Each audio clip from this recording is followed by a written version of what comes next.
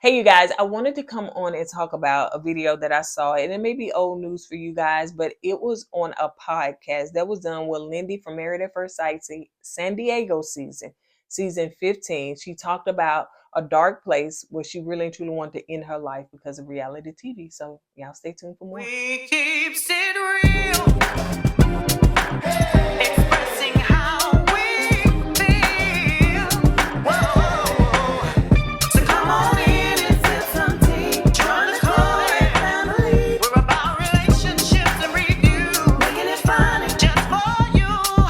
Go with God, let God go with you. It's time for Courtney and Eddie. Now let's put God first.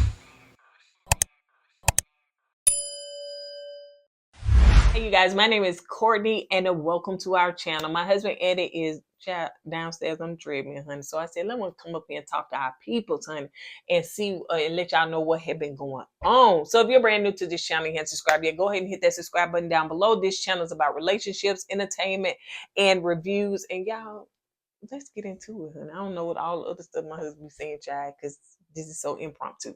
So let me tell you. So I'm going to put the link to the podcast in which she was on. Like I said, this could be old to you guys, but it's new to me.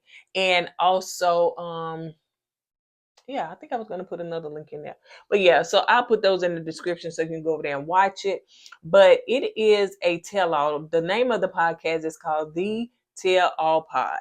Now, this is from Statler, which is on 90 Day Fiance was. And we watched, I think maybe 1 or 2 seasons that she was on there or whatever. So she decided to create her own podcast and basically tell maybe interview some people that have been on reality TV and a little behind the scenes stuff. And so yeah, Lindy, I don't know if she was supposed to go over there and do that, honey. I don't know, honey, if the people know that she over there doing that, but I'm gonna talk about it anyways, okay? So because I heard that they can't say nothing, honey, for 5 years until after filming 5 years. So I don't think she was in her 5 years because she said this was filmed in 2021, but here you go. So yeah. So let's get into it. So Lindy, like I said, I'm gonna put the picture in there because you probably forgot. Married at First Sight. She was married to Miguel. San Diego season, that was with Justin, Alexis, and some more people. So yeah, let's get into it. So she did say in there, Statler did say in the video, it's like 45 minutes, that she wasn't gonna say the name of the show that she was on for legal purposes, but okay. So it seems as though Lindy, she signed up for the show because there were some friends of hers that say, hey, you'll be good to go on this show, whatever. So she was like, the application process was like 6 hours. Each couple has their own producers. And I heard this before, like each couple, couple A, B, C, and D, they have their own set of producers that is going to work with them and them only during that whole season. So they never kind of really even knew like the next thing that they was going to do. It was kind of like impromptu. Hey, now we need to move to this and need to do that. She also was talking about, and I'm going to get into the part 2 of this thumbnail where she talked about, wanting to take her own life too. So she was saying too that the producers, as far as, hey, she thought that Miguel was gonna be ugly because the way the producers made it seem like, you sure you want to marry a stranger? What if he's ugly? What if you're not attracted to him? Yada yada yada, which I think is fair, So when she saw him, that's why she was like, oh my gosh, he's so attractive, and she was attracted to him. Let's see the part where the question was asked, are the experts like with you off camera as well? And she was like, no, the only time you see the experts is when we the viewers see him, and the only time you see him is when they interacting with them and filming. So yes, no off camera, no behind the scene, nothing. The experts is just there for that time frame, and of course we all can believe that. Also, she was saying that she did not know that the process of filming was going to be so rigorous. Now, as far as Statler, she was just saying that, at first they told her on 90 Day Fiance that, filming is like, we're just going to follow your life. So that's what some people think. But she did not know it was going to be that stern. Linda did say that, and I want to make sure I'm saying her name because I don't think it's Lindsay. Yeah, it's Lindy. She did say that they still had a work, like work to go to. So they still had a regular job to go to. So once they got off their job, then they had to still film afterwards. And sometimes they were filming for 8 and 12 hours, 8 to 12 hours. And, production sometimes left at 12 o'clock in the morning, 1 o'clock in the morning, and they had to film on weekends as well. So you looking at all that time, what some stuff and some scenes, they were just exhausted.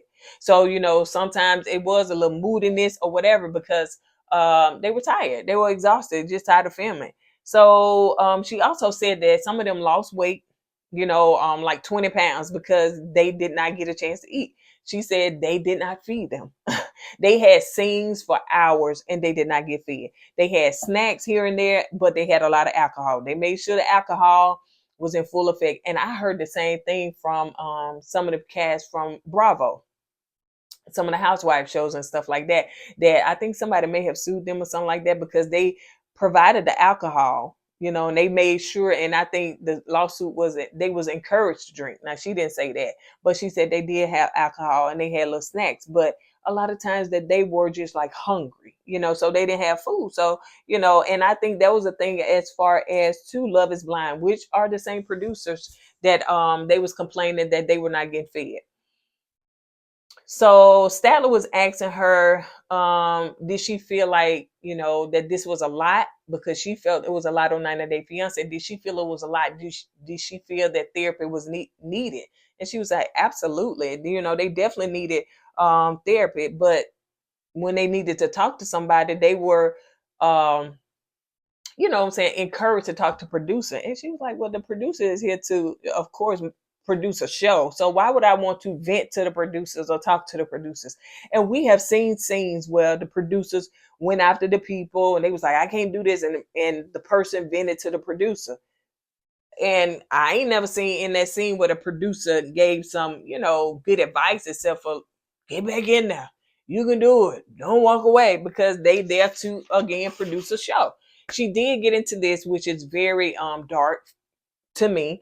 She was saying that she was fully the S word. Now, on YouTube I can't say certain things that's gonna get flagged, but she was fully in the mindset of wanting to take a life.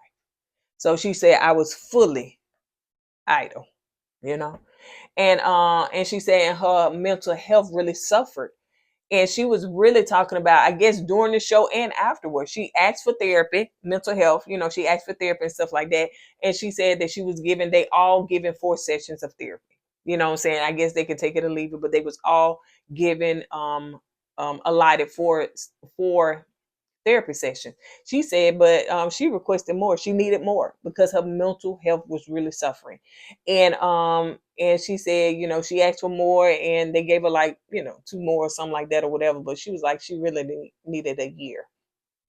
They also talked about the fact too is that, people say, well, why did you go on reality TV if you knew it was going to be? Why did you do? You signed up for this. She was like, yeah, people do say that, but a lot of times people don't know what they're signing up for, the full details of a thing, and then plus she was just saying that they edit a lot of stuff to make you maybe the good person, the good guy, and the other person the bad guy. So she said that, when they walk into a thing, they already know how they're going to portray a person. She said, I said some stuff out of my mouth and it could have been that I was talking about my cousin, so, they're going to edit that and put that in there and make it seem like, these are her words. This is her experience. So, it is what it is. But yeah, I did feel that, her feeling that it had got to the point where she was, wanted to really harm herself, that, that was pretty deep. Everybody's not meant to go on reality TV. And again, depends on the narrative. Some people never recover from that mentally, emotionally, financially. She also talked about there is a myth that, oh, you're rich, you was on reality TV, oh, you're good. She was like, do you not know that we suffer more so financially after the fact than we were before, because we have taxes, there are hidden clauses, there are loopholes and all that stuff. So we're end up paying out. They also talked too about the fact of, episodes. Now I know Statler was just saying, they're paid per episode. She didn't go into how much, but she was saying that some of the episodes may not get shown. And so therefore you're losing money.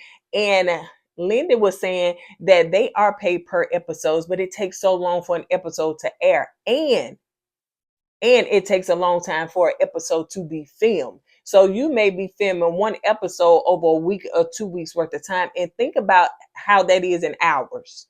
Like, break it down. It may be $5 an hour, $10. You just think about it in hours. Just say if it's $1,000 and you getting paid per episode, that it took maybe a week or two to film. Like, I don't think people think about that. I really and truly, and I've said it before because I've watched enough of reality TV to know how it works and what people have said. After the fact, that I personally would never do reality TV unless I was the producer, the executive producer, the director. I would have total control, total control. No way you can spin my narrative to make it to seem a certain way. It's been said that even producers will pit you against another castmate and say, well, she said this, yada yada yada, and then now you're bickering. So they're creating drama. So you have to be careful when you go on these. So she was also saying, and if you watch this season of Married at First Sight, season 15, like I said, San Diego season, and I remember this because y'all know we did a lot of skits on Lindy, child. Miguel and Linda, honey, Linda had me lit over here. And she said she did not watch the season. She said she did not watch the season. She don't want to watch the season. And then I don't know if she was talking about people in Reddit or whatever, but so she never watched it. So she don't know how she was portrayed. So she said that she felt that she got a good edit, but Miguel got a bad edit. Now she was saying Miguel was cool to her, like I guess why they were together, but she said afterwards, honey, he was not. That's when he became I guess she saw it. But in the scene when they were in this carriage, or they was at the zoo, they was somewhere where they was looking at a bunch of animals and they was in this carriage. And so she was saying that, that scene right there was filmed, like, I guess over an hour. So I just remember when she was saying, oh, look at that animal. Oh, look, he's so cute. But it was filmed over an hour. So it wasn't filmed back to back the way production made it seem like it was filmed. Like she was saying, oh, just look at that. And she was ignoring Miguel. And so she was also saying too that, the producers heard, like, Miguel was mic'd up and he was reading some poem that he wrote an ex-girlfriend or something like that or whatever. And he began to read that poem, and producers like, well, read that on air.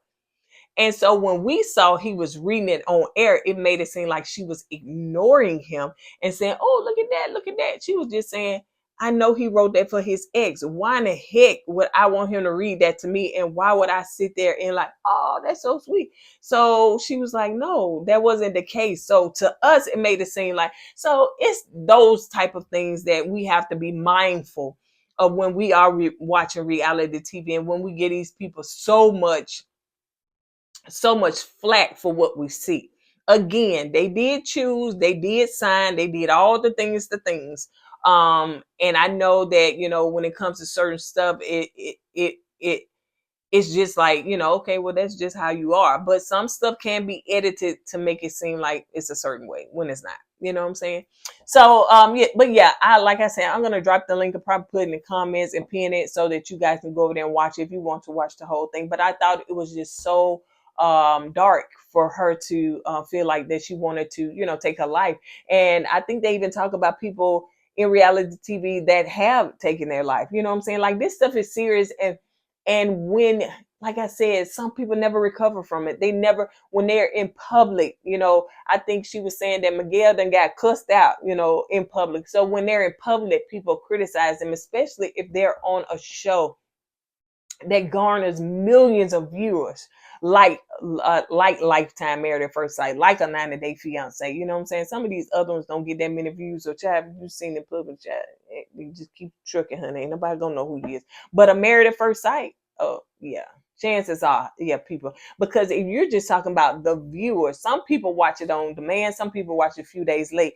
They don't count them in the ratings. So just say if they're getting 1 million views or 700,000, then think about the people that watch it, on demand or 2 days later or something like that. So, but I wanted to bring that to y'all. Y'all drop down in the comments. Let me know what y'all think. You know what I'm saying?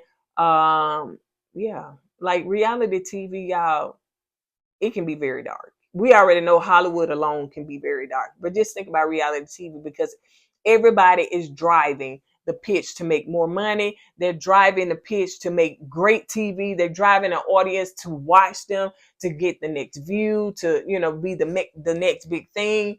But they're sacrificing people at, you know, people's mental health at their expense. And again, these people sign up for these shows. I get it. I get it. So drop down in the comments. Let me know what y'all think. On that note, you guys, I'm going to go ahead and get out of here. Don't forget to go with God. Let God go with you. And if you haven't watched our previous videos, we did Married at First Sight. That video was aired on Tuesday. And we did a live on yesterday, which was Thursday, where we got different people's opinions. So make sure y'all go and check that out. And Ikechi Ike. Yeah, it was a little something that was exposed about him. So y'all make sure y'all go check that out. We'll see you guys on the next video. Don't forget to go with God and let God go with you. And always put God first. Deuces. I was